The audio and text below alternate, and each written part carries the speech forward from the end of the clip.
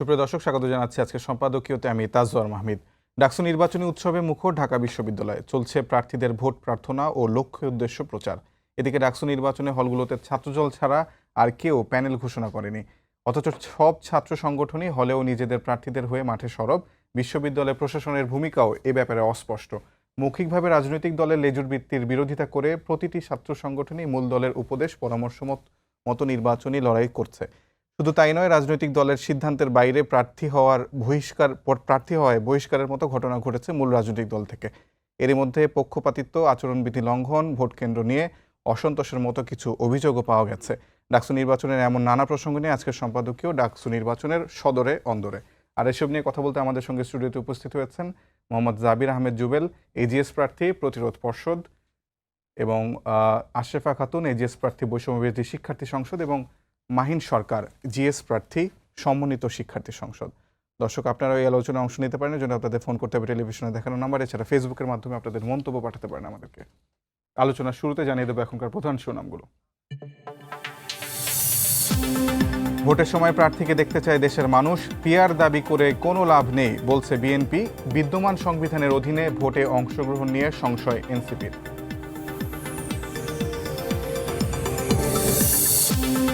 সংবিধানে না থাকায় পিআর পদ্ধতি নিয়ে কিছু করার নেই কমিশনের, জানালেন সিইসি। নির্বাচন নিয়ে সরকার থেকে চাপ এলে ছাড়বেন পদ, কোনো ষড়যন্ত্রে বানচাল হবে না ভোট। ঢাকায় পৌঁছেই এনসিপি, জামায়াত ও বিএনপির সঙ্গে পাকিস্তানের উপপ্রধানমন্ত্রীর বৈঠক। নির্বাচন, বাণিজ্য, প্রতিরক্ষা ও সার্ক নিয়ে আলোচনা, উঠেছে ৭১ প্রসঙ্গ। ডাকসু নির্বাচন ঘিরে কুশল বিনিময়ে প্রার্থীরা, বট আইডি নিয়ে মব তৈরির শঙ্কা ছাত্রদলের। আচরণবিধি লঙ্ঘনের অভিযোগ শিবিরের, বাধা পেলে প্রকাশের হুঁশিয়ারি উপাচার্যের। আমরা আলোচনায় আসি। প্রথমেই জুবেল আমার ডান দিকে আছে, একদম শুরুতে তার কাছেই প্রথম প্রশ্নটা করতে চাই। সেটি হলো আপনাদের দলের যিনি জিএস প্রার্থী, অর্থাৎ মেঘমল্লার বসু, তিনি আজকে অভিযোগ করেছেন যে প্রশাসন এক রকম ব্ল্যাকমেইল করে নির্বাচন করানোর চেষ্টা করছে। এইটা আসলে কি ধরনের ব্ল্যাকমেইল, কি বিষয়ে ব্ল্যাকমেইল করছে, আপনাদের কি নিয়ে সংশয়, জানতে চাই। দেখেন, বিশ্ববিদ্যালয় প্রশাসন গত ১ বছর ধরে নিজেকে বারবার প্রমাণিত করছে যে সে একটা বিশেষ রাজনৈতিক দলের হয়েই কাজ করছে। সে যে সাধারণ শিক্ষার্থী কিংবা এই বিশ্ববিদ্যালয়ের বিভিন্ন রাজনৈতিক স্টেক হোল্ডার যারা, তাদের হয়ে যে সমানভাবে কাজ করবে সেই কাজ করছে না, এবং প্রতিটা ক্ষেত্রেই সে একটা ব্যর্থ প্রশাসন, সেইটাই প্রমাণ দিচ্ছে। এখন দেখেন, ব্যর্থতার বিরুদ্ধে যখন আমরা কথা বলা শুরু করি, তখন কিছু মানুষ বা কিছু গোষ্ঠী নানাভাবে বলতে চায় যে এই যে বিশ্ববিদ্যালয় উচ্ছৃঙ্খল কর্মকাণ্ড পরিচালনা করতে চায়, বিশ্ববিদ্যালয়কে অস্থিতিশীল করতে চায়, বিশ্ববিদ্যালয়ে ডাকসু নির্বাচনকে এরা বানচাল করতে চায়। কিন্তু এই প্রশ্ন তোলা কিংবা এই আওয়াজগুলা যে সামনে নিয়ে আসা, সেটা আসলে মানে এই যে গণতান্ত্রিক প্রক্রিয়ার কথা বলছি, সেই গণতান্ত্রিক প্রক্রিয়াকে বাধাগ্রস্ত করার কোনো কারণ নাই। বরং আমাদের ডাকসু নির্বাচন সহ ক্যাম্পাসে গণতান্ত্রিক পরিবেশটা আরও সুন্দরভাবে করার জন্যই মূলত এই কথাগুলো আমরা বলি। কিন্তু দেখা যাচ্ছে যে এই আওয়াজগুলা বা এই কথাগুলা কিংবা আমাদের যে দাবিগুলা, সেই দাবিগুলা কিন্তু বিশ্ববিদ্যালয় প্রশাসন শুনতেছে না। এখন দেখেন, বিশ্ববিদ্যালয়ের ডাকসু নির্বাচনের যে গঠনতন্ত্র, এখানে ৩টা প্যানেলের মানুষজন আমরা আছি। আমরা সবাই দেখা যাচ্ছে নানান ধরনের মতামত পেশ করছিলাম, এবং সবার ক্ষেত্রে যেই জিনিসটা এই স্পষ্টভাবে সবাই দাবি করছে যে ভিসির যে ক্ষমতা, উপাচার্যের যে ক্ষমতা সভাপতি হিসাবে, সেই ক্ষমতাটা আসলে ন্যূনতম পক্ষে কমাতে হবে। কেউ কেউ বলছে যে উপাচার্যকে এখানে সভাপতি হিসেবে রাখাই যাবে না, কেউ বলছে যে রাখা যাবে, ঠিক আছে, কিন্তু তাকে যে অসীম ক্ষমতার অধিকারী করে রাখা হয়েছে, সেই অসীম ক্ষমতাটা যাতে একেবারেই আনুষ্ঠানিক পর্যায়ে থাকে। কিন্তু দেখেন, এখন কিন্তু গণতন্ত্রের কোনো চেঞ্জ আসে নাই। একদিন দেখতে পেলাম আমরা হঠাৎ করেই সিন্ডিকেটে গণতন্ত্র পাশ হয়ে আসছে। কবে পাশ হয়ে গেছে বা কবে এই সিন্ডিকেট আহ্বান করা হয়েছে সে সম্পর্কে আমাদের ধারণা নাই। ফলে এর পরবর্তী সময় এখন দেখেন এই একের পর এক আচরণবিধি ভঙ্গ করা হচ্ছে, এবং একের পর এক ঘটনা ঘটতেছে, যে ঘটনা আসলে প্রকাশ পায় যে বিশ্ববিদ্যালয় প্রশাসন তার যে কাজটা করার কথা সে তার কাজ করছে না। এখন যদি আমি বলি যে বিশ্ববিদ্যালয় প্রশাসনের স্পষ্ট যে রাজনৈতিক পক্ষপাতিত্ব, এই রাজনৈতিক পক্ষপাতিত্বকে কেন্দ্র থাকলে ডাকসু নির্বাচনে ব্যাপকভাবে কারচুপি হবে। আমি প্রশ্নটা একটু করি, সেটা হচ্ছে যে আপনি একটি বিশেষ রাজনৈতিক দলের পক্ষপাতিত্ব করছে ভিসি এমন বলছেন, বা প্রশাসন, কোন বিশেষ দলে একটু যদি পরিষ্কার করেন, আর আসলে কি কি বিষয়, অর্থাৎ মানে কোন কোন বিষয় নিয়ে আসলে আচরণবিধি লঙ্ঘন হয়েছে বলে আপনাদের কাছে অভিযোগ আছে সেটা একটু যদি বলেন। দেখেন, এই বিশ্ববিদ্যালয় প্রশাসন প্রথমত দুইটা কাজ করছে। এই নির্বাচনকে কেন্দ্র করে সেই গণহত্যাকারী দুইটা দলকে বিশ্ববিদ্যালয়ে পুনঃপ্রতিষ্ঠা করার চেষ্টা করছে। যে দুইটা দলের বিরুদ্ধেই হচ্ছে গণহত্যার অভিযোগ আছে, ব্যাপক হত্যাকাণ্ডের অভিযোগ আছে।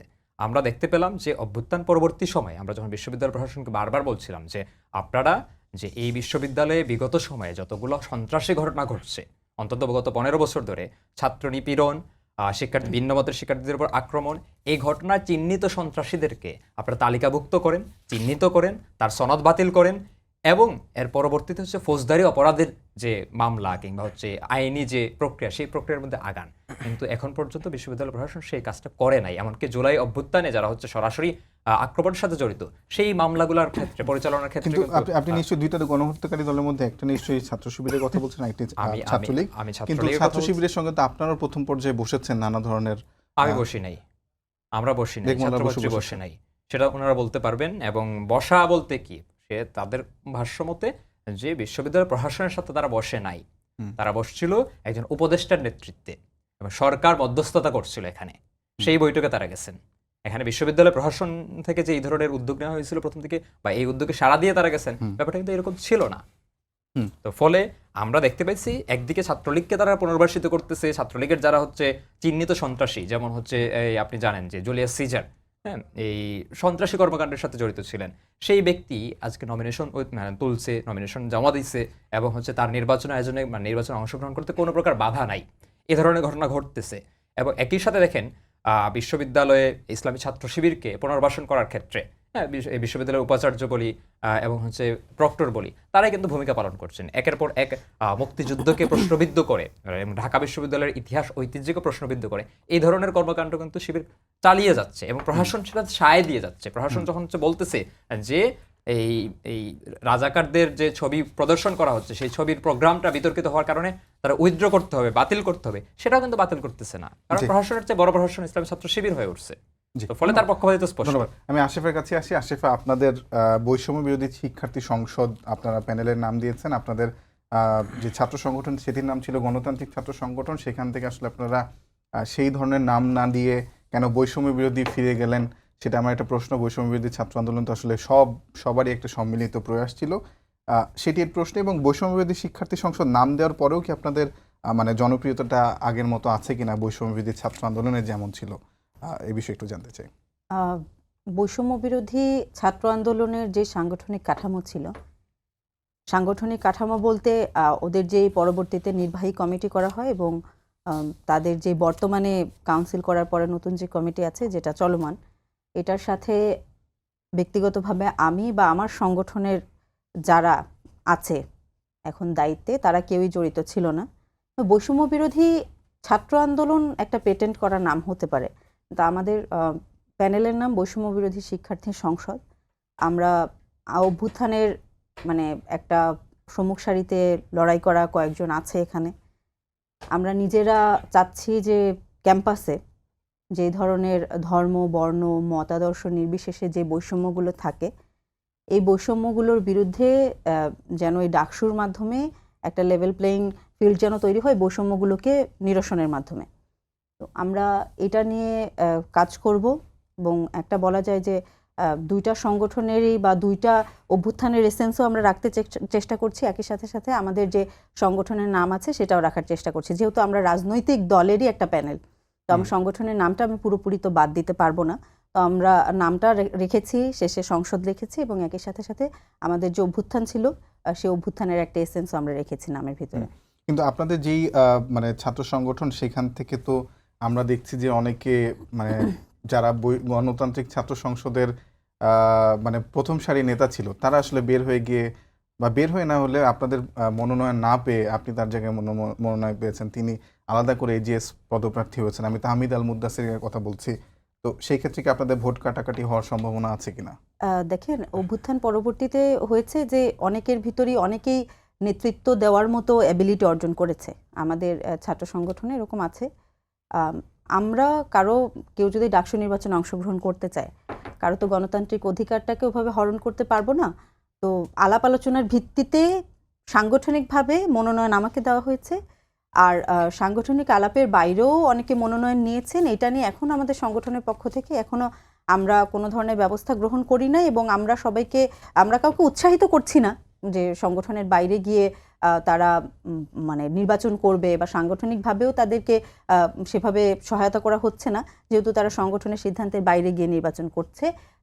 কিন্তু তারা যদি নির্বাচন করতে চায়, আমাদের সংগঠনের পক্ষ থেকে কোনো ধরনের বাধা থাকবে না। আপনাদের সাংগঠনিক সিদ্ধান্তটা কে নিয়েছেন?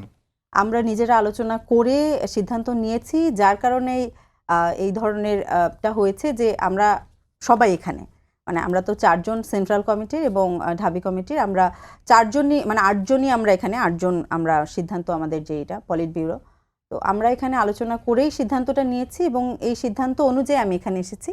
আর বাকি যারা আছে তারাও সিদ্ধান্তটা জানতেন, এবং জানার পরও তাদের মনে হয়েছে নির্বাচনে অংশগ্রহণ করলে ভালো করতে পারবেন, সেজন্য এখানে গিয়েছেন। তাদের জন্য শুভকামনা। আমার প্রশ্নটা খুব সরল, সেটা হলো যে মানে বৈষম্যবিরোধী ছাত্র আন্দোলনের পরে আমরা নানা ধরনের মানে নানা প্যারেন্ট গ্রুপে অনেককে ফিরে যেতে দেখেছি, কিন্তু আপনারা যেই ছাত্র সংগঠনটি করেছিলেন সেখানেও অনেক ধরনের মানে যেদিন শুরু হয়, যেদিন আপনাদের ইনসেপশন, সেদিনই অনেক ধরনের মারামারি দেখেছি। রিফাত রশিদেরকে কেন্দ্র করে, উনি পরে পদত্যাগ করেছেন।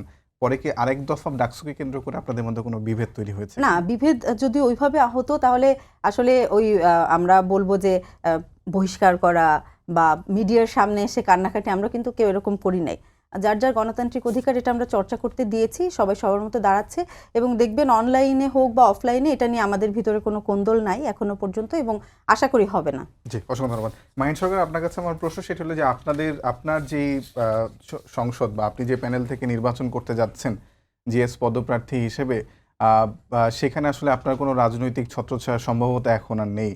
আপনি আসলে কি একেবারেই স্বতন্ত্রভাবে দলকে না জানিয়ে নির্বাচনে অংশগ্রহণ করেছিলেন? অর্থাৎ আমি বলতে চাচ্ছি যে আমি এনসিপির কথা বলছি, আপনি এনসিপির একজন মানে গুরুত্বপূর্ণ নেতা ছিলেন, সেটা কি আসলে দলকে না জানিয়ে এই ডাকসু নির্বাচনটা করতে এসেছেন, নাকি দলে এটা জানা ছিল? না, আমি কিন্তু আমার জায়গা থেকে এই বিষয়টি মিডিয়াতে ইতিমধ্যে ক্লিয়ার করেছি যে আমি দলকে না জানিয়ে কিন্তু ডাকসু নির্বাচনে আসিনি। আমি দলকে জানিয়েছিলাম আমি ডাকসু নির্বাচন করতে চাই। তো দল আমাকে জানিয়েছে যে তুমি যদি জাতীয় পর্যায় থেকে একেবারে ছাত্র রাজনীতিতে তুমি যেতে চাও, এটা তো হওয়া উচিত নয়। খুব স্বাভাবিকভাবে সেটি তারা বলবে, এবং তুমি যদি করতে চাও তাহলে আমাদের সমর্থিত যে প্যানেল সেখান থেকে করতে হবে। আমি সেটা আসলে তাদের কথা তখন আমি তাদেরকে বলেছি, তাহলে আমি করতে হলে আপনাদের প্যানেল থেকে যদি আমার নির্বাচন করতে হয়, তাহলে অন্য প্যানেলে করলে কি সমস্যা?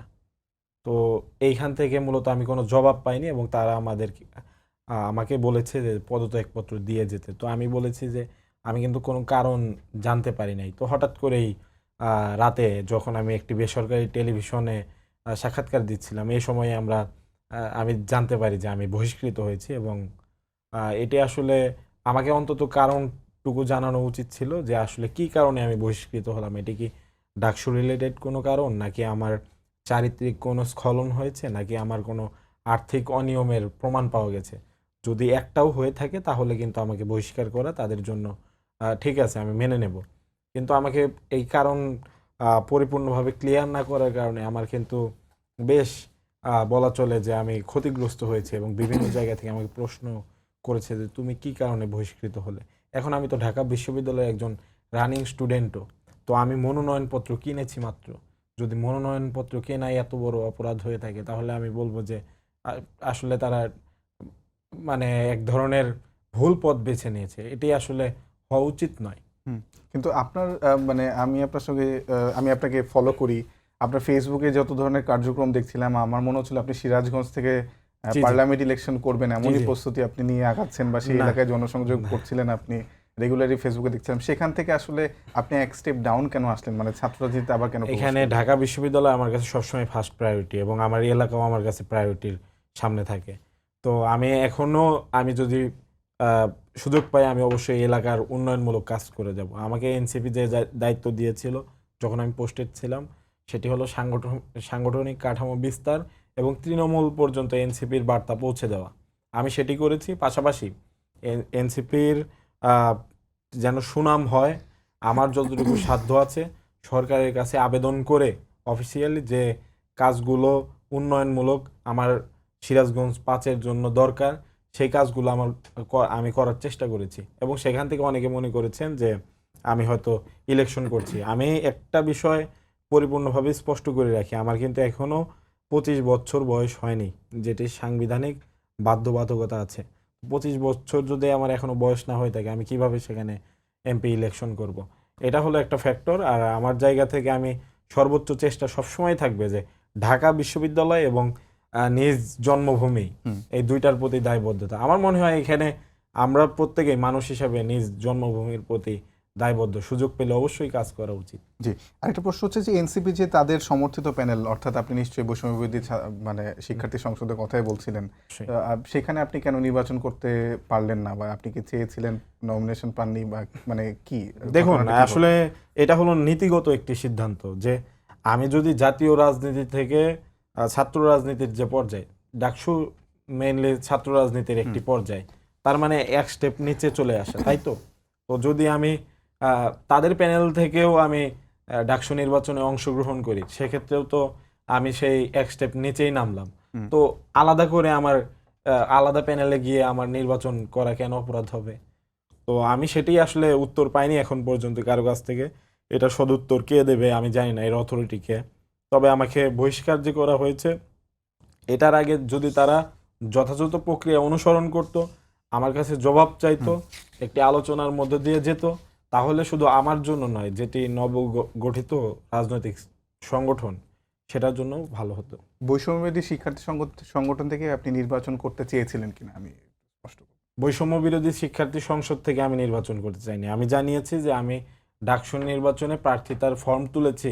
এ ব্যাপারে আপনাদের কি মন্তব্য?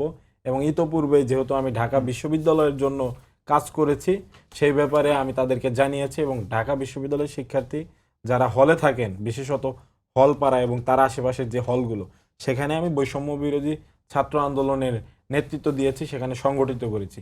সুতরাং শিক্ষার্থীদের মধ্যে আমার আবেদন রয়েছে, আমি তাদেরকে জানিয়েছি এবং শিক্ষার্থীরাই আমাকে বলেছে যে ভাই আপনি কি এখানে আসছেন কিনা, আপনি কি ভাবছেন কিনা। আমি তাদেরকে জানিয়েছি যে অসংখ্য ধন্যবাদ।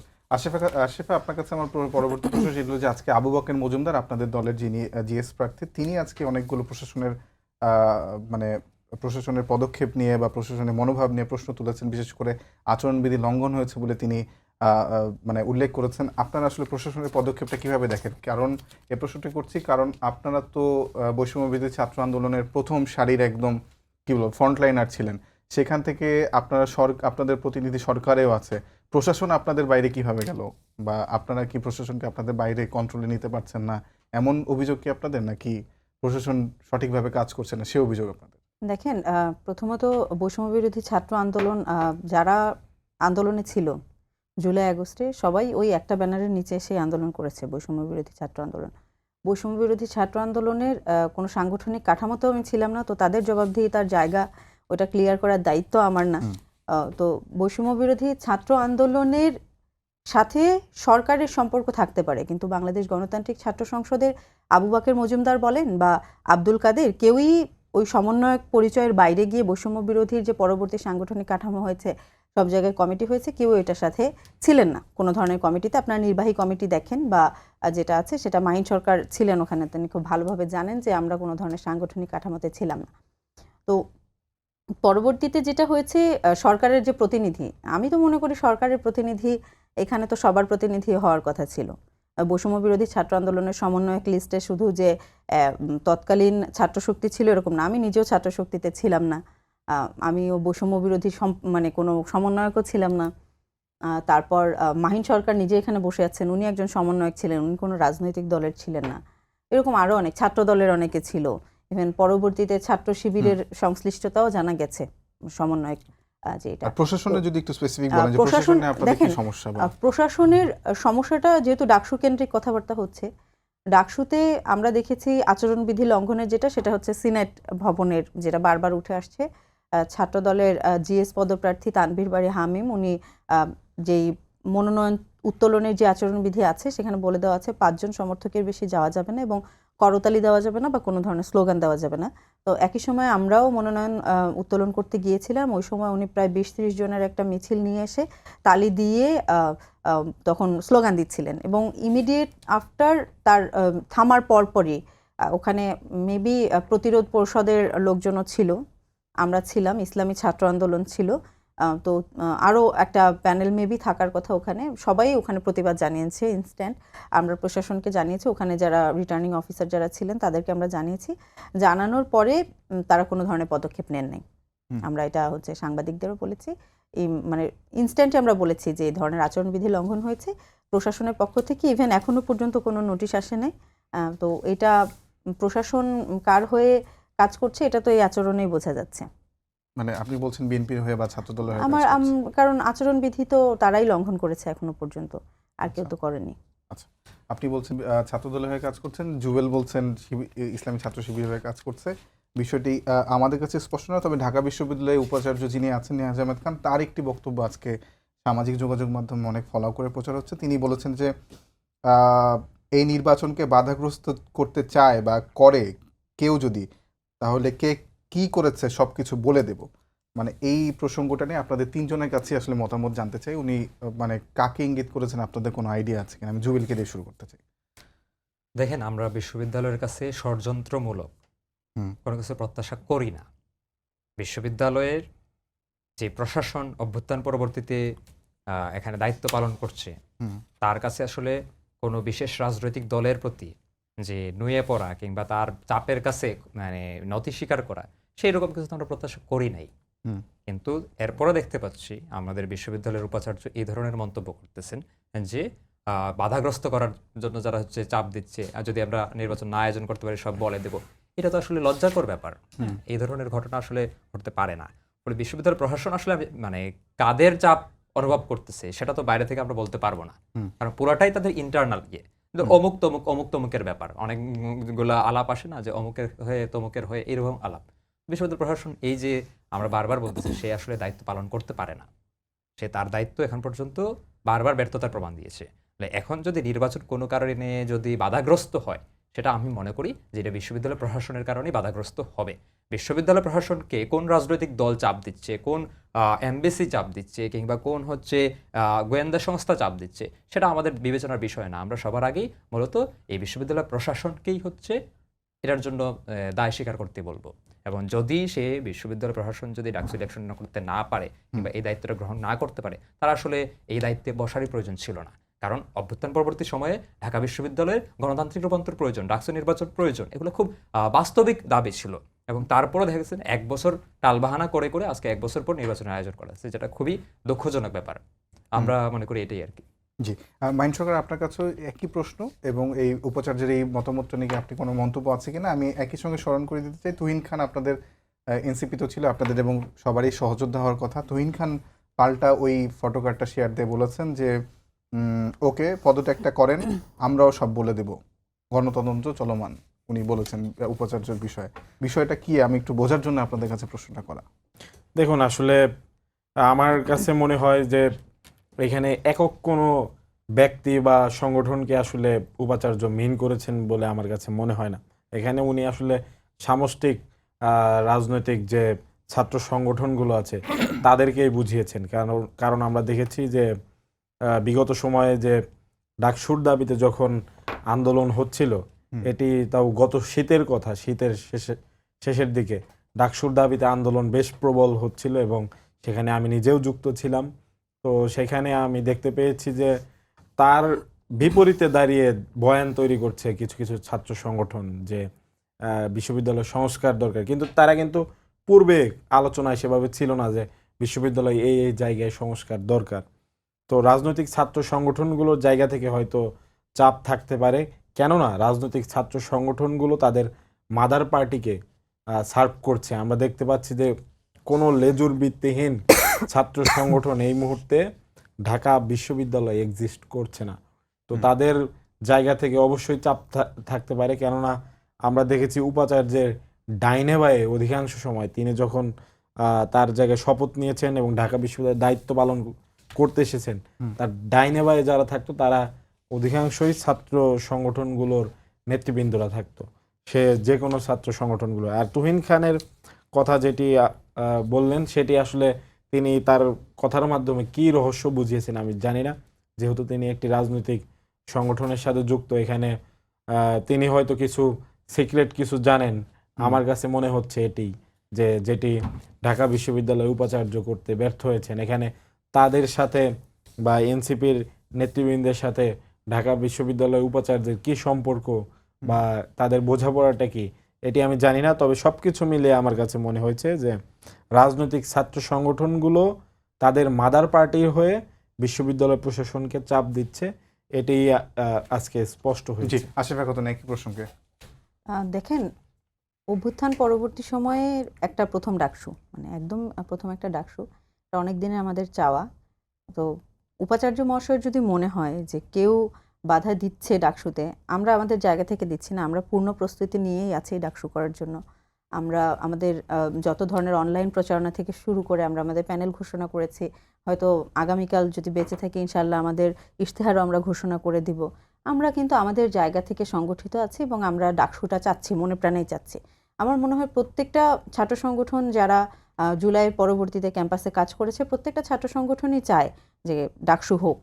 ওনার যদি মনে হয় যে কেউ আশঙ্কা তৈরি করছে, সরকারি চাপ আসতে পারে, রাজনৈতিক দলের চাপ আসতে পারে, তাহলে মনে হয় খুব এখনই ওনার খোলাসা করে দেওয়া উচিত কারা চাপ দিচ্ছে। কারণ উনি বলেছেন যে যদি বানচাল করার চেষ্টা করা হয় বা বানচাল হয় তারপরে উনি জানাবেন।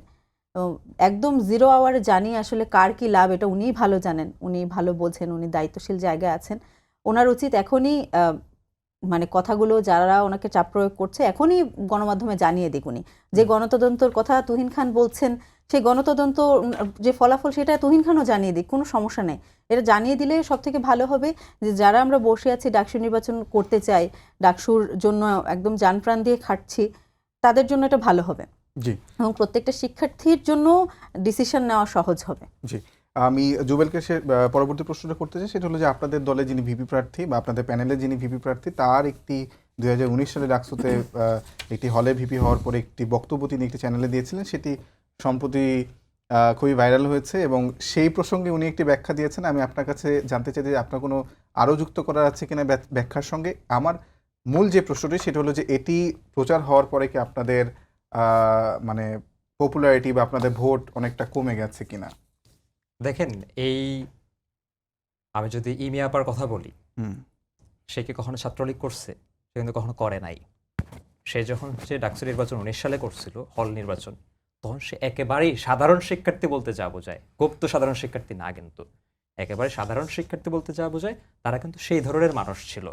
এবং এই ছাত্রলীগকে হল পর্যায়ে হুম, একটা এই প্রতিরোধ গড়ার ক্ষেত্রে যে ভূমিকাটা তারা পালন করছিল, অসাধারণ ভূমিকা। প্রতিটা নারী হলে, যে এই নারী শিক্ষার্থীদের যে সম্মিলিত প্রতিরোধের মধ্যে হলে নারী হলগুলোতে তাদের ব্যাপক পরাজয় হয়েছিল, সেখানে কিন্তু ইমিয়াপারা নেতৃত্ব দিয়েছিল। এবং দেখেন, ওই জায়গা থেকে একজন ব্যক্তি যার রাজনৈতিক কোনো পরিচয় ছিল না, রাজনৈতিক কোনো সংশ্লিষ্টতা ছিল না, শুধুমাত্র শিক্ষার্থীদের অধিকার আদায়ের জায়গা থেকে তারা এই কাজটা করেছিল। এবং এর পরবর্তীতে ওই সময়েই জাস্ট ইলেকশন নির্বাচন হওয়ার পরপরই সে যে মন্তব্যটা করেছিল সেটা সে করছে। সে করার ব্যাখ্যাটাও দিছে যে কেন সে করছে বা না করছে। আমার প্রশ্ন হচ্ছে, এই ব্যাখ্যা দেওয়ার প্রয়োজনই নাই। এর পরবর্তী কিংবা পূর্ববর্তী সে আওয়ামী লীগ কিংবা ছাত্রলীগের সাথে বিন্দুমাত্র কোনো প্রকার সংশ্লিষ্টতা তার ছিল না। বরং 19 সালের ডাকসু নির্বাচনের পরে এই বাংলাদেশে, এই ঢাকা বিশ্ববিদ্যালয়ে যতগুলো গণতান্ত্রিক আন্দোলন হয়েছে, ফ্যাসিবাদ বিরোধী লড়াই হয়েছে, প্রত্যেকটার ক্ষেত্রে সে সম্মুখসারী নেতৃত্ব ছিল। আজকে কিন্তু জুলাই পরবর্তী সময়ে এসে দেখা যাচ্ছে যে ডাকসু নির্বাচনকে কেন্দ্র করে এই ধরনের ফ্রেমিং হয় না যে সাবেক ছাত্রলীগ নেতা SM ফরহাদের নেতৃত্বে শিবিরের প্যানেল হচ্ছে, এই ধরনের কিন্তু ফ্রেমিং হয় না। তাহলে কিসের জন্য এই ইমিয়াপার ক্ষেত্রে এই ধরনের ন্যারেটিভটা তৈরি হয়? আমার প্রশ্নটা হলো এটা। 5 বছর 6 বছর ধরে তো সে প্রকাশ্যে এই সংগ্রামের মধ্যেই আছে। আবরার ফাহাদ হত্যার বিরুদ্ধে আন্দোলন সেটা তো নেতৃত্ব দিয়েছিল। জুলাই অভ্যুত্থানে সে সক্রিয় ভূমিকা পালন করেছে। জুলাই অভ্যুত্থান পরবর্তী সময়ে এদেশের গণতান্ত্রিক লড়াইয়ের ক্ষেত্রে কিন্তু সে সম্মুখসারীর নেতৃত্ব ছিল। তাহলে এই আলাপটা কেন এখন বারবার আসে? তার মানে কি? এটা আমরা মনে করি যে একটা বিশেষ গোষ্ঠীর, এই রাজনৈতিক এজেন্ডাভুক্ত গোষ্ঠীর নানান ধরনের ফ্রেমিং এর জায়গাটা, এটাই বারবার সামনে স্পষ্ট হচ্ছে। আপনাদের কি ভোট কমেছে এরপরে? অবশ্যই না। ওটা তো লড়াইয়ের মুখ। ইমিয়াপা তো লড়াইয়ের সহযোদ্ধা, আজকে কালকে সহযোদ্ধা না। 5 বছর 6 বছর 7 বছরের সংগ্রাম তাদের সাথে। এবং এই বিশ্ববিদ্যালয়ে আমাদের প্রত্যেক মানুষকে দেখা যাচ্ছে যে অনেক মানুষই আমাদের পার্সোনালি পর্যন্ত চিনে যে আমরা কতটা সংগ্রাম করছি এই ক্যাম্পাসে। এটা আমাদের জুলাই আগস্টের 2 মাসের সংগ্রাম না। আমি অন্তত 5-6 বছর ধরে এই ক্যাম্পাসে সংগ্রামের মধ্যেই আছি। ফলে এখানে ভোটের ক্ষেত্রে এখানে যে খুব বেশি প্রভাব ফেলবে বা প্রভাব ফেলার কোনো কারণই দেখি না আমরা। এবং এই ক্যাম্পাসের স্টুডেন্টরা সবাই 40,000 স্টুডেন্টই ব্যাপকভাবে রাজনৈতিক সচেতন এবং 5 বছর 6 বছর আগের একটা মন্তব্যকে কারা এখন কোনভাবে ব্যবহার করে সেটা কিন্তু সবাই জানে। ফলে এই টানাটানি বা এই ধরনের মন্তব্যে আমাদের কোনো প্রভাব পড়ে না। জি, আমি আপনাদের প্রত্যেককে এখন 2 মিনিট করে মানে ফ্লোরটা ওপেন করতে চাই। আপনারা আসলে নিজেদের ডাকসুর যদি মানে জয়ী হওয়ার জন্য আপনারা শিক্ষার্থীদের সামনে কি রাখছেন এবং জয়ী হলে শিক্ষার্থীদের জন্য আপনারা কি করবেন সেটি নিয়ে আপনারা 3 জনে 2 মিনিট করে বলবেন। প্রথমে মাহিন সরকার। দেখুন, ঢাকা বিশ্ববিদ্যালয়ের সমস্যা অনেক, ঢাকা বিশ্ববিদ্যালয়ের শিক্ষার্থীও অনেক। ঢাকা বিশ্ববিদ্যালয়ের শিক্ষার্থীদের সমস্যা যেগুলো আছে সেগুলো সমাধানের জন্য ইতোমধ্যে আমি ব্যক্তিগতভাবে অনেক উদ্যোগ নিয়েছি। তন্মধ্যে অন্যতম হলো ঢাকা বিশ্ববিদ্যালয়ের যে কেন্দ্রীয় গ্রন্থাগার সেটি সংস্কারের জন্য আমি 2023 সালে আন্দোলন করেছিলাম এবং তার ফলশ্রুতিতে লাইব্রেরি অনেকাংশে সংস্কার করা হয়েছে। তো আমি সেটাকে সংস্কারের উদ্যোগ নেব যদি আমি নির্বাচিত হতে পারি। যদি আমি নির্বাচিত হতে পারি, সর্বপ্রথম আমি প্রায়োরিটি দেবো আবাসন সংকটকে।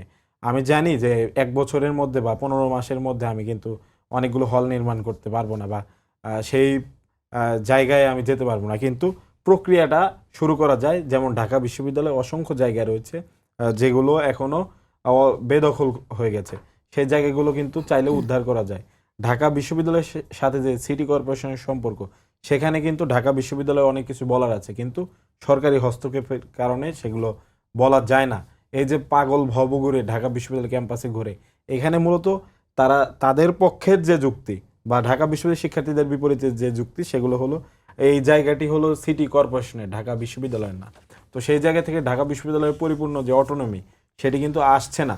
ঢাকা বিশ্ববিদ্যালয়ের নিজের ভূমি সেটিতেই কিন্তু ঢাকা বিশ্ববিদ্যালয় পরাধীন। ঢাকা বিশ্ববিদ্যালয় শিক্ষার্থীদের নারীদের যে নিরাপত্তা, সে নিরাপত্তা নেই। তাদের যে আবাসন সংকট সেটি রয়েছে। ঢাকা বিশ্ববিদ্যালয়ের ক্যান্টিনের যে খাবারের মান, সেটা কিন্তু চাইলেই বৃদ্ধি করা যায়, প্রয়োজনে ভর্তুকি দিয়ে কিংবা অন্যভাবেও সমাধান করা যায়। আপনি সেসব বিষয়ে কাজ করবেন। সেসব বিষয়ে কাজ আশরাফা খাতুন, আপনার কাছে 2 মিনিট। প্রথমত আমরা আবাসিক সমস্যা সমাধানের জন্য অনসিট অন স্টুডেন্টের কথা বলছি এবং এই লক্ষ্যে এইটা যদি থাকে তাহলে বিশ্ববিদ্যালয়ে গেস্ট রুম, গণরুমের, বিশেষ করে গণরুমের যে সংস্কৃতি আমরা মনে করছি এটা আর ফিরে আসবে না। প্রত্যেকটা স্টুডেন্ট ভর্তির সময় যেন একটা সিটের নিশ্চয়তা সে পায় এবং একটা সিট যেন পায় সে। একই সাথে সাথে আমরা বলছি যে একটা কার্ডের মাধ্যমে, একটা অ্যাপসের মাধ্যমে যেন শিক্ষার্থীরা সব ধরনের সেবার অ্যাক্সেসটা পেতে পারে। আমরা যদি নির্বাচিত হই তাহলে আমরা চেষ্টা করব যে আমাদের যে বলবো যে রেজিস্ট্রার বিল্ডিংয়ের যে এতদিনের যে সিন্ডিকেট থেকে শুরু করে এতদিনের তাদের যে মানে মানধাতা আমলের যে ব্যবস্থা, সেই ব্যবস্থাটার আমূল পরিবর্তন করতে চাই। একই সাথে আমাদের যে ইউনিভার্সিটির আইডি কার্ড আছে, আমাদের আইডি কার্ডগুলো খুবই একটা মানে শো অফের জন্য একটা জিনিস। আমরা বলছি যে ভর্তি ক্লাস শুরু হওয়ার 1 সপ্তাহের ভিতরে যেন ইউনিভার্সিটি স্টুডেন্টদের এমন আইডি কার্ড দেওয়া হয় যে আইডি কার্ডের মাধ্যমে আমরা যে স্মার্ট লাইব্রেরির কথা বলছি, আমরা স্মার্ট মানে আমাদের যে এন্ট্রিগুলো আছে হলগুলোতে, যে এন্ট্রির যে ব্যাপারটা, এটা ডিজিটালাইজড করার মাধ্যমে যেন পাঞ্চ করে তারা ঢুকতে পারে। প্রত্যেকটা সেবা যেন একটা আইডি কার্ডের ভিতরেই তারা পায়। সেই সাথে সাথে আমরা বলছি বিশ্ববিদ্যালয়ে ইন্টারনেট সেবা উন্নয়নের জন্য আমরা স্টারলিংক আনার ব্যবস্থা করতে পারি প্রশাসনিকভাবে এবং এটা মিনিমাম কস্টে। একই সাথে সাথে আমরা বলছি যে আমাদের বিশ্ববিদ্যালয়ে একটা স্টাডি সেন্টার করার, যে স্টাডি সেন্টারটা একটা 10 তলা বিশিষ্ট। আমরা এখনো পর্যন্ত আমাদের ইশতেহারে আমরা উল্লেখ করতে যাচ্ছি যে 10 তলা বিশিষ্ট একটা স্টাডি সেন্টার আমরা নির্মাণ করব, যেটায় সব ধরনের সুযোগ সুবিধা থাকবে। একই সাথে সাথে যেই ইন্টারন্যাশনাল যে জার্নালগুলো আছে, যে জার্নালগুলোতে অ্যাক্সেসটা শুধু মানে টিচারদের কাছে থাকে, স্টুডেন্টদের বিভিন্ন কাজে তারা পায় না, এমন একটা একাডেমিক এরিয়া সেট করতে চাই যে এখানে বসে ইন্টারন্যাশনাল যে জার্নালগুলো আছে, যে ই বুক, এগুলোর অ্যাক্সেস যেন তারা পায়। সেই সাথে অসংখ্য ধন্যবাদ। এবার জুবেল।